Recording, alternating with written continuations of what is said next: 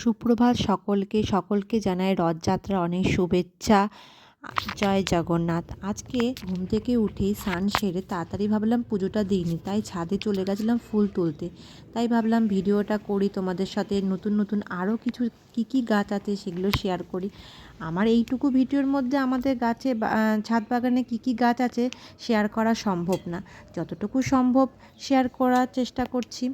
প্রথমে তুলে নিয়েছিলাম, আজকে জবা ফুল কিছু তুলছি, যেহেতু পুজোর ফুল, সব ফুল তো পুজোকে দেওয়া যায় না পুজোতে। তারপরে তুললাম জবা ফুলের কিছু কালেকশন তুললাম। প্রথমে তুললাম চন্দন কালারের জবা, তারপরে তুললাম পেতি যে লাল জবাটা সেটা, তারপর তুললাম লক্ষ্মী জবা, ছোটো ছোটো যে ফুলগুলো এগুলোকে লক্ষ্মী জবা বলে। বৃষ্টির জন্য থোকা টগরগুলো প্রচুর ফুটছে। এই দেখো ঝুমকো জবা, ঝুমকো জবাটা কি সুন্দর না।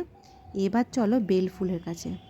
গাছ ভরে বেল ফুল হয়েছে। একটু বৃষ্টির জল ফেলে, তুমি আর্টিফিশিয়াল যতই সার দেওয়া হোক না কেন, বৃষ্টির জল হলো গাছের মেন জিনিস।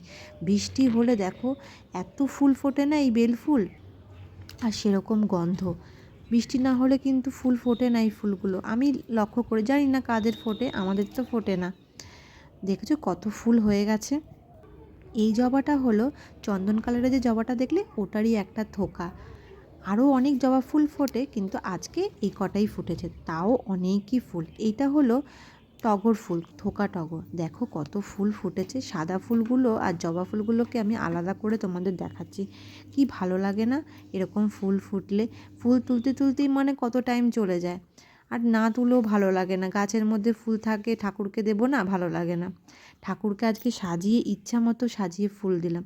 তোমাদের আমাদের ভিডিও কেমন লাগছে একটু জানিও কিন্তু কমেন্ট করে, আর লাইক করে দিও, আর চ্যানেলটাকে সাবস্ক্রাইব করে দিও।